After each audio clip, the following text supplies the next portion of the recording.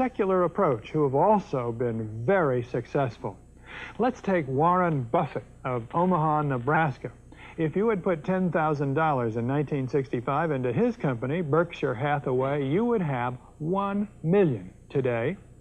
Warren was a chapter in my 1972 book, Super Money, so I've known him a long time. He learned his trade with Ben Graham, the original dean of security analysis at Columbia University. I don't think Warren has ever been on television until this interview, and he has certainly never courted publicity, but recently he got a lot of it when he emerged as the key figure in the takeover of ABC by Capital Cities. Warren will be the largest shareholder of the new company, and his own net worth is now far in excess of $500 million.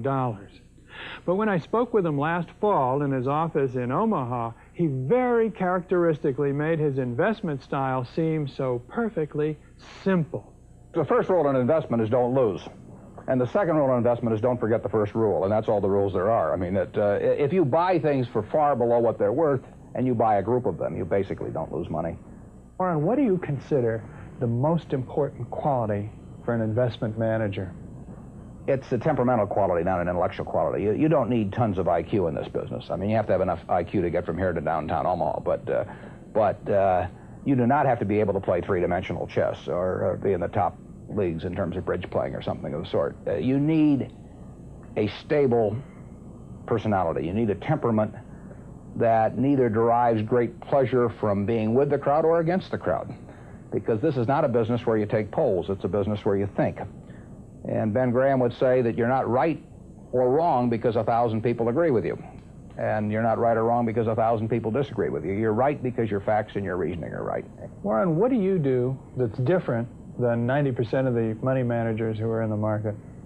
Certainly most of the professional investors focus on what the stock is likely to do in the next year or two, and they have all kinds of arcane methods of approaching that, but they do not really think of themselves as owning a piece of a business. The real test of whether you're investing from a value standpoint or not is whether you care whether the stock market is open tomorrow. If you're making a good investment in a security, it shouldn't bother you if they close down the stock market for 5 years. All the ticker tells me is the price. Yeah. And I can look at the price occasionally to see whether the price is outlandishly cheap or outlandishly high. But prices don't tell me anything about a business. Business figures themselves tell me something about a business, but the price of a stock doesn't tell me anything about a business. I would rather value a stock or a business first and not even know the price, so that I'm not influenced by the price in establishing my valuation, and then look at the price later to see whether it's way out of line with what my value is. So Buffett chose to stay in this world, Omaha, Nebraska, where corn grows just minutes from downtown. Now, Omaha is a nice town, but nobody claims it's a world financial center. Here, the only thundering herd is actually on 4 feet.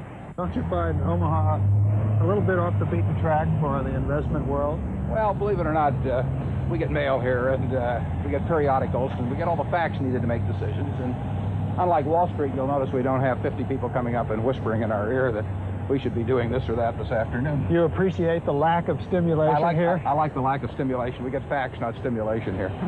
That's terrific. How can you stay away from Wall Street? Well, if I were on Wall Street, I'd probably be a lot poorer. You get overstimulated in Wall Street, and you hear lots of things, and you may shorten your focus, and a short focus is not conducive to long profits. And here I can just focus on what businesses are worth, and I don't need to be in Washington to figure out what the Washington Post newspaper is worth, and I don't need to be in New York to figure out what some other company is worth. It's an intellectual process. Well, and the less static there is in that intellectual process, really the better off you are. What is the intellectual process? The intellectual process is defining your area of competence in valuing businesses, and then within that area of competence, finding whatever sells at the cheapest price in relation to value. And there are all kinds of things I'm not competent to value, but there are a few that I am competent to value. Have you ever bought a technology company? No, I really haven't. In 30 years of investing, not one? I haven't understood any of them. So you haven't ever owned, for example, IBM? Never owned IBM. Marvelous company. I mean, a sensational company, but I haven't owned IBM. And so here is this technological revolution going on, and you're not going to be a participant. Gone right past me. Is that all right with you? It's okay with me. I don't have to make money in every game. I mean, I don't know what cocoa beans are going to do. I don't, there are all kinds of things I don't know about, and that may be too bad. But why should I know all about them? I haven't worked that hard on them. In the securities business, you literally every day have thousands of the major American corporations offered to you at a price that changes daily, and you don't have to make any decisions. You have to make nothing is forced upon you. So there are no called strikes in the business. The pitcher just stands there and throws balls at you, and if you're playing real baseball and it's between the knees and the shoulders, you either swing or you get a strike called on you. If you get too many called on you, you're out. In the securities business, you sit there and they throw U.S. Steel at 25 and they throw General Motors at 68, and you don't have to swing at any of them. They may be wonderful pitches to swing at, but if you don't know enough, you don't have to swing.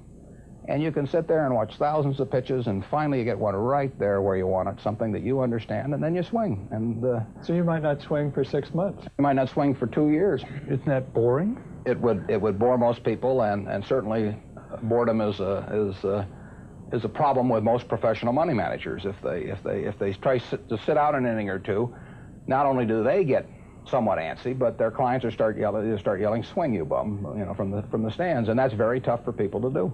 Warren, your approach seems so simple.